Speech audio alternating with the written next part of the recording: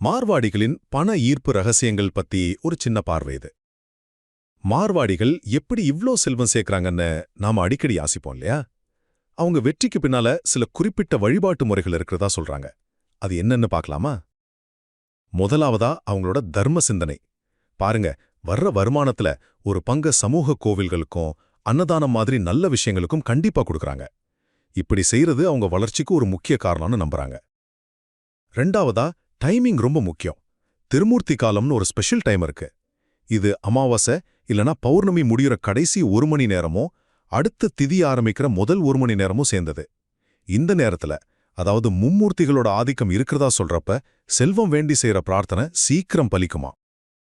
கடைசியா ஒரு பரிகாரம், மஞ்ச துணியில பண்றது. அமாவாசைக்கு அப்புறம் வர்ற 3ஆவது நாள், அதாவது திருதியா அன்னைக்கு, ஒரு சின்ன மஞ்ச துணியில 3 பச்சை கற்பூரம், கொஞ்சம் சோம்பு, அப்புறம் 3 ஏலக்காய் இதெல்லாம் வச்சு கட்டி பூஜையில வச்சு கும்பிட்டுட்டு மறுநாள் வீட்டு வாசலோட உள்பக்கமா, அதாவது கதவுக்கு பின்னால கட்டிடுவாங்களாம். இது வீட்டுக்கு லக்ஷ்மி கடாட்சத்தை கொண்டு வந்து பண வரவுல இருக்கிற தடைகளை நீக்கும்னு ஒரு நம்பிக்கை. வெள்ளிக்கிழமை பூஜை அப்போ இதுக்கும் தூபம் காட்டுறது நல்லது. ஆக, இந்த மாதிரி குறிப்பிட்ட வழிபாடுகளும் தர்ம சிந்தனையும் தான் மார்வாடிகள் பொருளாதார ரீதியா ஜெயிக்க உதவுதுன்னு சொல்லப்படுது.